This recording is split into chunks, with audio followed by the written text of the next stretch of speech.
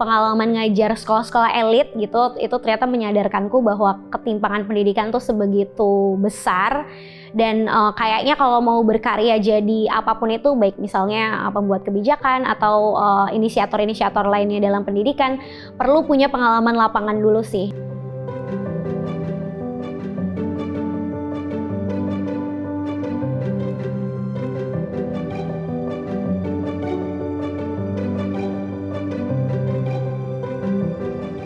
Halo, aku Galis Sulistianingrat. Saat ini aku adalah ibu dari 1 orang anak.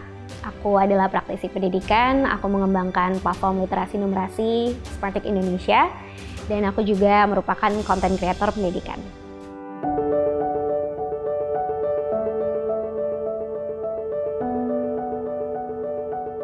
Jadi background pendidikanku S1 itu pendidikan guru sekolah dasar, kemudian melanjutkan S2 di University College London, jurusan Educational Planning, Economics and International Development dengan beasiswa LPDP.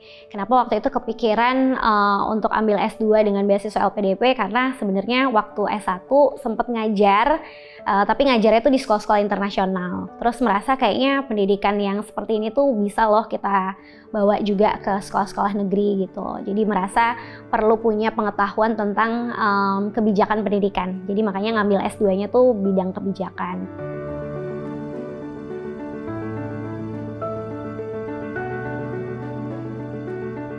Pengalaman ngajar sekolah-sekolah elit gitu, itu ternyata menyadarkanku bahwa ketimpangan pendidikan tuh sebegitu besar.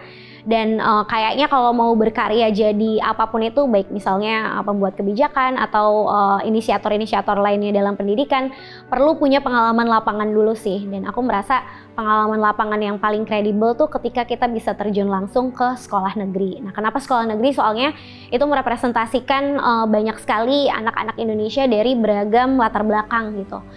Terutama mungkin latar belakang sosial ekonomi gitu. Dan sebenarnya salah satu tujuan kenapa akhirnya memilih berkarya sebagai guru terlebih dahulu, kemudian aku ngontenin juga kan, itu ada satu purpose yang aku punya, yaitu rebranding guru SD negeri gitu. Karena kan stereotip kita ngelihat guru-guru SD kebanyakan, ya mungkin nggak semua, tapi kebanyakan ya mungkin stigmanya negatif gitu ya.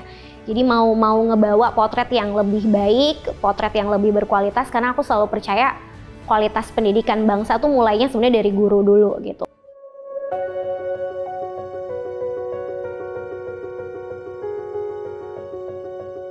Jadi itu konteksnya ya, waktu itu ngajarin kekerasan, tipe-tipe kekerasan di awal tahun ajaran baru supaya anak-anak bisa lebih saling menghargai satu sama lain.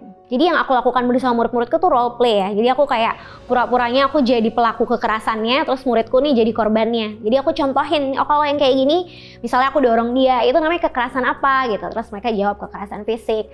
Oh kalau misalnya aku bilang, oh kamu gitu aja nangis, misalnya itu kekerasan apa? Itu kekerasan verbal dan sebagainya. Jadi anak tuh butuh dilibatkan, dan ketika dilibatkan tuh mereka praktek langsung gitu. Sehingga mereka bisa langsung bikin koneksi antara apa yang aku omongin sama yang terjadi di kehidupan sehari-hari.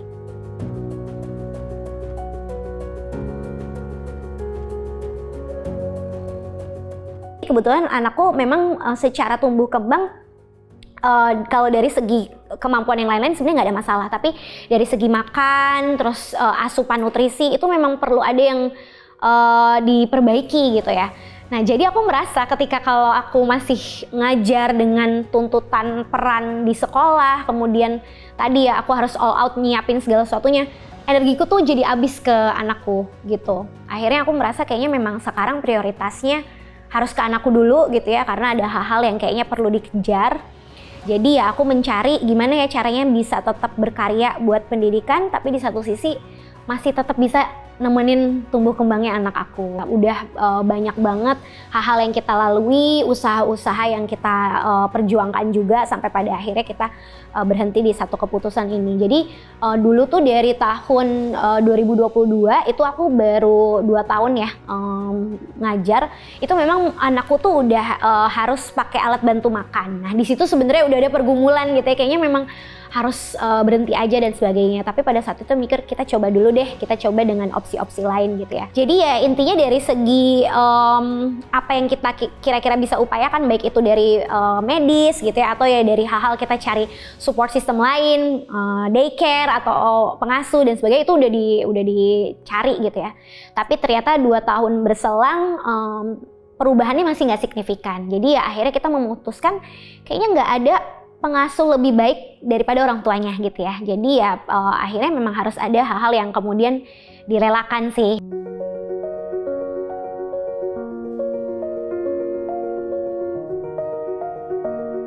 Syukurnya sih kemarin setelah aku berhenti, dia juga berhenti dari daycare-nya gitu ya, jadi full diasuh. Dan ya makannya udah lebih banyak ya porsinya daripada mungkin sebelumnya di daycare. Terus juga sekarang memang kondisinya dia itu perlu suntik hormon tiap harinya. Jadi ini yang sebenarnya agak memberatkan karena kan suntik hormon itu dilakukan setiap hari gitu. Dan kayaknya sih perlahan udah mulai kelihatan dari suntik hormon itu ya, nafsu makannya jadi lebih meningkat, terus dia juga jadi lebih semangat gitu ya, karena kan butuh aktivitas fisik juga gitu, nggak yang lemes atau apa gitu.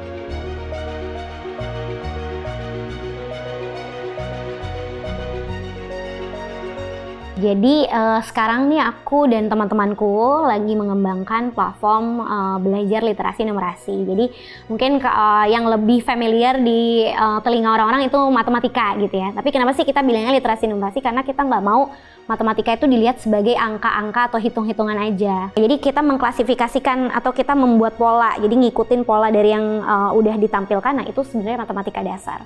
Kita nggak bisa tiba-tiba mengharapkan anak-anak di sekolah dasar itu udah bisa matematika. Jadi perlu ada stimulasi, perlu ada kemampuan-kemampuan fondasi yang dibentuk dari bahkan sebelum dia tuh masuk ke sekolah gitu. Dan kurasa banyak miskonsepsi ya terkait tadi kalau mau belajar matematika berarti mulainya dari ngafalin angka 1 sampai 10 dan sebagainya. Itu sebenarnya miskonsepsi. Justru gimana caranya kita membuat belajar itu menyenangkan. Kita ngerasa kalau matematika itu bisa jadi kunci untuk anak-anak lebih mampu atau lebih menguasai kemampuan-kemampuan lain gitu ya, yang berhubungan sama kehidupannya dia gitu. Ketika dia bisa lebih disiplin, itu ada hubungannya sama matematika.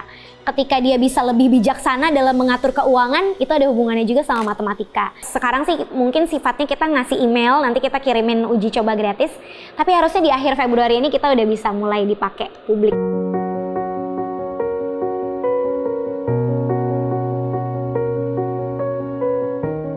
Udah pasti suami ya, karena suami berperan besar sih dari keputusan-keputusan hidup aku juga. Aku juga merasa suamiku tuh adalah suami yang terbaik ya, dan bukan hanya suami tapi juga ayah terbaik karena selalu mau terlibat dalam pengasuhan, selalu mau percaya bahwa dalam pernikahan tuh nggak selalu 50-50, tapi juga kadang-kadang ada porsi yang lebih banyak, dan itu nggak masalah siapa yang lebih banyak antara dia atau aku gitu. Dan itu kayaknya satu hal yang aku akan selalu appreciate dari suamiku sih. So thank you and I love you.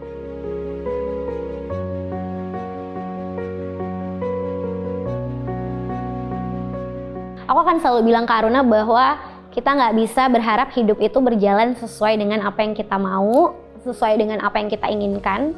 Jadi nggak apa-apa kalau kita ngerasa kalah, tapi jangan lama-lama. Semoga bisa tetap kuat berdiri lagi dan coba lagi sih.